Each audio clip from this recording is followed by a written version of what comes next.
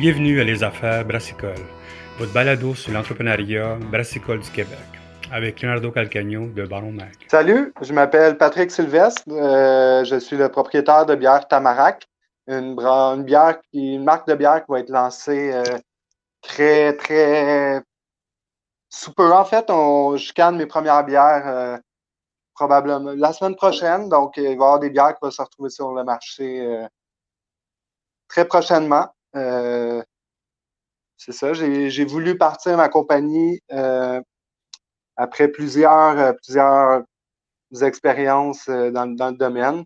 Moi, ma passion, c'est la bière. Ça vient avec un paquet d'autres défis, surtout dans ces temps de pandémie. Là. On fait ce qu'on peut avec ce qu'on a, avec les mesures à respecter. Puis, on a plein de défis. Ça fait partie de lancer une entreprise. C'est un bon moment pour le faire. Il n'y a jamais de bon moment. Il y a toujours plein de défis, plein de trucs à dealer avec. Fait que, on se lance là. Ma passion pour la bière m'amène à vouloir créer des produits puis à me faire du fun là-dedans. Là. La bière, c'est rassembleur, c'est un beau passe-temps qui vient que ça devient professionnel. On fait ça de nos vies. Là. Excellent. Ben, écoute, bravo en premier lieu, parce que c'est gutsy de se lancer en pandémie, puis même l'année passée, quand le monde a fait ça. Ouais. Comme tu dis, tu n'as pas lancé encore une bière encore, ça s'en vient la semaine prochaine peut-être, on en canne dans pas long. Tu brasses chez Silo, une très bonne brasserie à Montréal. Mais pour ceux qui ne connaissent pas ta bière comme moi, OK, quelle sorte de brasserie ça va être? Quelle sorte de bière qu'on va avoir accès? Ben là, présentement, je lance 2 bières la semaine prochaine qui va être un Rauch Beer au miel, un ajout de miel pour. En fait, j'essaie de travailler avec les producteurs locaux, les gens qui travaillent leurs produits pour les amener dans les 4 éléments de la bière naturelle. Donc, un Rauch Beer au miel, puis je sors ma double IPA à l'ananas, qui est une purée, en fait, avec une purée d'ananas ajoutée d'un producteur local aussi, là, qui s'est fait. L'ananas n'est pas local, mais c'est produit et transformé localement. Donc, OK, sur ta bière, ta brasserie, c'est vraiment une bière qui va vraiment cibler le côté local, ça, si tu veux? ouais. Ouais, pas toujours. J'essaie aussi de trouver les ingrédients de qualité. Donc, au niveau des houblons, oui, ça va venir probablement dans les années qui s'en viennent. Mais j'essaie de toujours prioriser le côté local, assurément. Excellent. Pour nous parler un petit peu, ce que moi, ce qui m'a attiré au début de la brasserie, bien sûr, c'est le nom Tamarack puis le look que vous avez. Vous nous parlez un petit peu de c'est quoi la bière Tamarack, puis parlez-nous un petit peu du branding en arrière de ça. OK. Ben, bière Tamarack, à la base, Tamarack, c'est un arbre.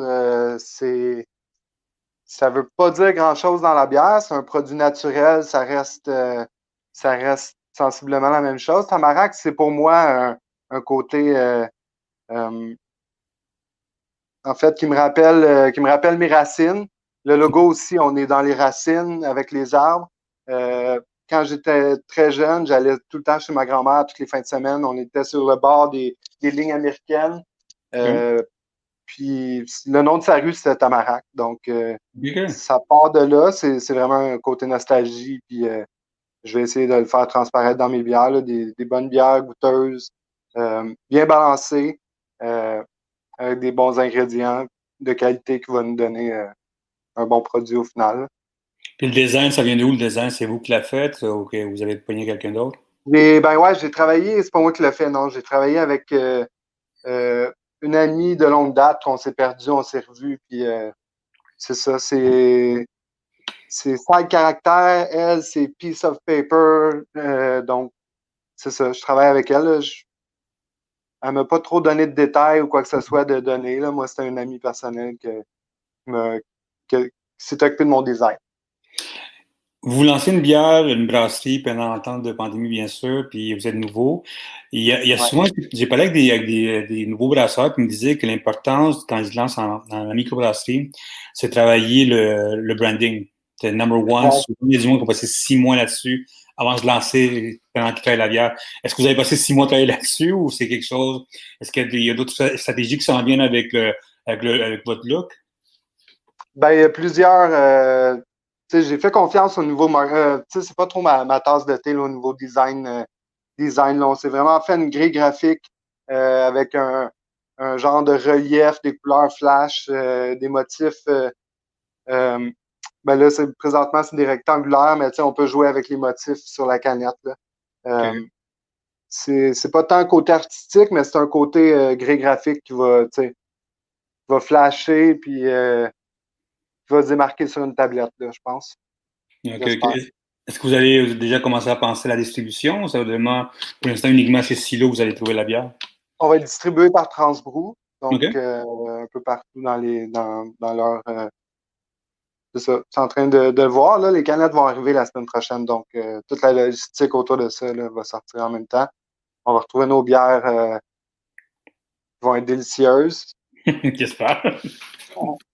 Ouais, ben, en tout cas, je suis bien content des premiers tests de goût. Là. On ne sait jamais tant que c'est pas mis dans la canne, mais ouais. Combien de cannes vous attendez par année à peu près?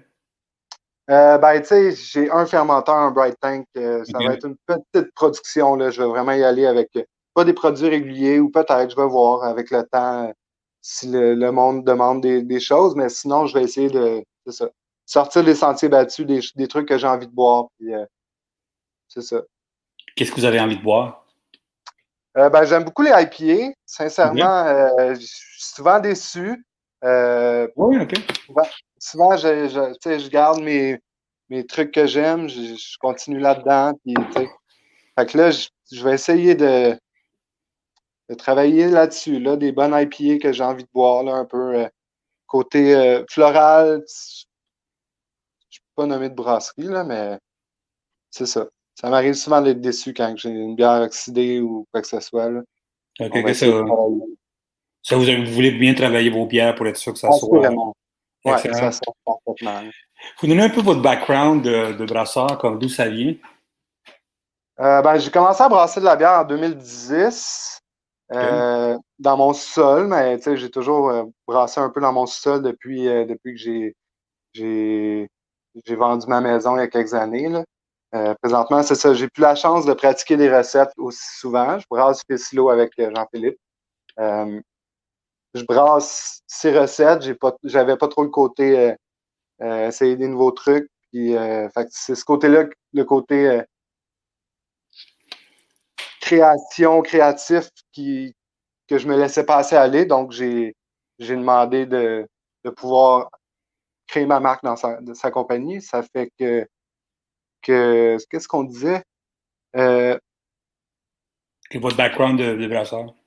ouais, OK, mon background de brasseur, j'ai commencé en 2010, j'ai travaillé en 2014 à l'espace public. OK. 1 an comme assistant brasseur. Ouais, c'était bien le fun, ce C'est côté-là. Là. c'est une bonne C'est une école. belle gang. Puis, ouais, c'est une très bonne école, sincèrement. Simon ouais, il m'a tout appris. J'ai gardé cette belle base-là. Je suis allé travailler, je manquais d'heures là-bas. Je suis allé travailler comme brasseur aux Trois Brasseurs pendant 2 ans et demi, qui est aussi une très bonne école au niveau de la consistance puis des produits quand même bien faits. Là. C'est très agréable, une belle dynamique, une belle gang. Je suis bien content d'être passé par là. Sinon, j'ai créé une autre marque de bière qui était une autre marque, une brasserie. J'ai parti ma brasserie en 2018. Puis j'ai eu un conflit en 2019 avec mes associés. J'ai quitté la place pour aller travailler avec Jean-Philippe. Pas pour aller travailler avec Jean-Philippe, mais on s'est parlé, lui, avec son lancement d'entreprise, là, il avait besoin d'employés. Puis, OK. Est-ce que c'est est-ce que c'est un est-ce que ça appartient une partie à Silo ou ça vous aide à 100%? Bière Tamarack est à moi à 100%. OK. Je loue les espaces de brassage. Puis, c'est complètement 2 brands différents. Là. C'est pas rattaché. Est-ce qu'il y a une collaboration qui s'en vient dans pas long? Vous êtes On vraiment n'a à pas parlé côté? de ça. Je pense que Jean-Philippe a ses choses. On va voir comment. On est vraiment 2 entités différentes. C'est ça. Excellent. À voir. Comme vous disiez, vous êtes nouveau, vous vous lancez dans le ballon votre bière. Est-ce que vous avez pensé à votre stratégie web déjà, ou votre stratégie de marketing, comment vous voulez sortir du lot en arrière de ça? Parce que, à part votre bière, c'est sûr que le monde faut qu'il la goûte la bière en premier lieu. Mais qu'est-ce que vous Ouais. avez pensé comme stratégie pour que le monde puisse avoir le premier œil d'aller chercher votre bière? Ben, c'est sûr que, tu sais, une fois qu'elle est dans le point de vente, après, je vais essayer de créer des dégustations. Là, j'ai pas la bière entre les mains. Fait que Non, mais c'est difficile d'avoir des dégustations à cause de la COVID aussi. clairement, clairement. Non, mais pas en point de vente. Je fais pas de Ouais. dégustation, mais tu sais, sur le web, absolument que je vais faire des dégustations en ligne ou je vais essayer d'innover à ce niveau-là, mais c'est tant que j'ai pas la bière entre les mains, on dirait que c'est pas du concret. C'est ça. C'est difficile. Mais c'est quoi votre stratégie web pour aller chercher les gens? Ah, Facebook, Instagram, ça va être. Tu sais, j'ai même pas encore dit à mes amis Facebook que je démarre une entreprise. Fait que j'attends mon produit, puis rendu là, ma stratégie, ça va être du bouche à oreille. Tu sais, si la bière est bonne, si les gens y goûtent, ça va être. Tu sais, dans le temps, là, ça va se développer tranquillement. Là, À la j'ai mesure, pas ouais. de restrictions. J'ai pas de restriction de vendre. Tu sais. Je vais avec ce que j'aime faire. Je vais m'assurer de faire un produit de qualité, puis après le bouche à oreille, puis les médias sociaux vont travailler. C'est difficile, hein? C'est sûr qu'on n'a pas.